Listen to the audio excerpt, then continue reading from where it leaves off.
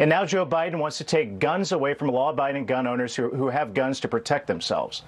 But Congressman Banks, let me push back on that a little bit, because in the program that he announced this week, the President said that the central part of his anti-crime package is the $350 billion in the American Rescue Plan, the COVID relief plan that was passed. Take a look at what the President said.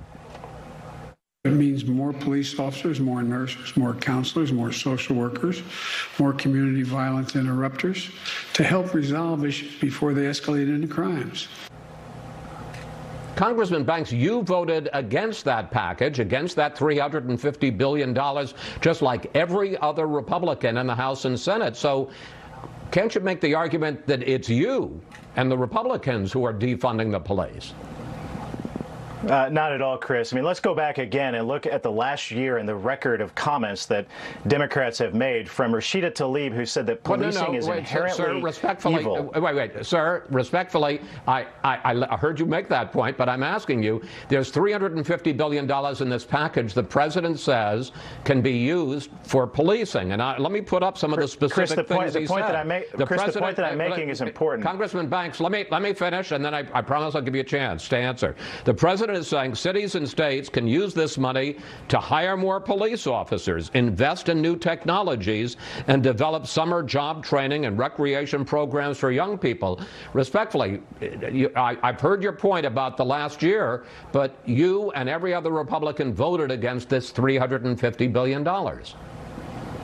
When Representative Omar says that policing is rooted in evil and Nancy Pelosi compares police officers to Nazi stormtroopers, it makes it very difficult for police departments around the country to recruit people to become police officers. And that's the crisis that we find in police departments all over America. You can give them more funding, and that's good.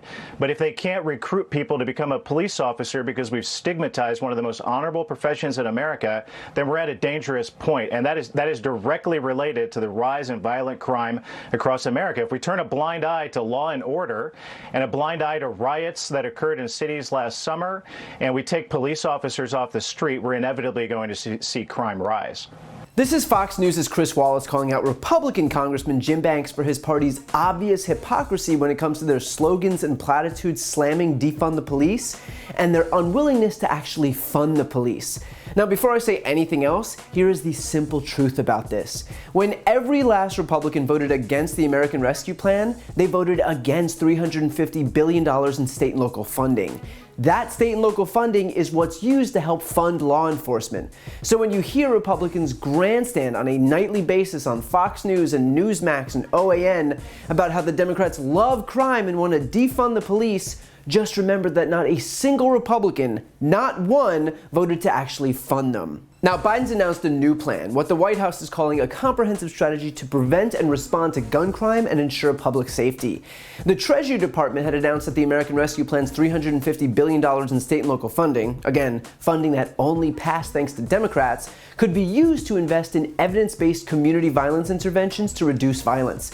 Among them are hiring law enforcement officials, where the funds are directly focused on advancing community policing strategies in those communities experiencing an increase in gun violence associated with the pandemic. It can be used to reduce gun violence exacerbated by the pandemic by prosecuting gun traffickers and rogue dealers, as well as collaborative federal and state and local efforts to identify and address gun trafficking channels.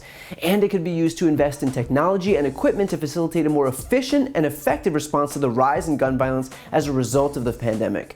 Republicans didn't support any of those things. When you don't vote for it, you don't get to take credit for any of it. Instead, the only response for Republicans like Jim Banks when asked about their own failure to fund the police is to then complain about who else but Ilhan Omar and Nancy Pelosi, as if Omar and Pelosi somehow made Republicans vote against state and local funding.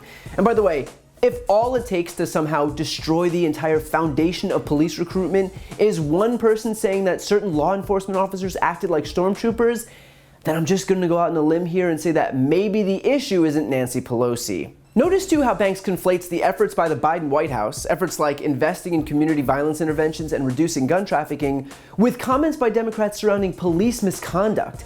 Democrats were critical of law enforcement in these instances because of inappropriate behavior, and rightfully so. We should speak out when law enforcement officers are corrupt or violent. If anything, supporting law enforcement means you should be critical when bad officers make the rest of them look just as bad.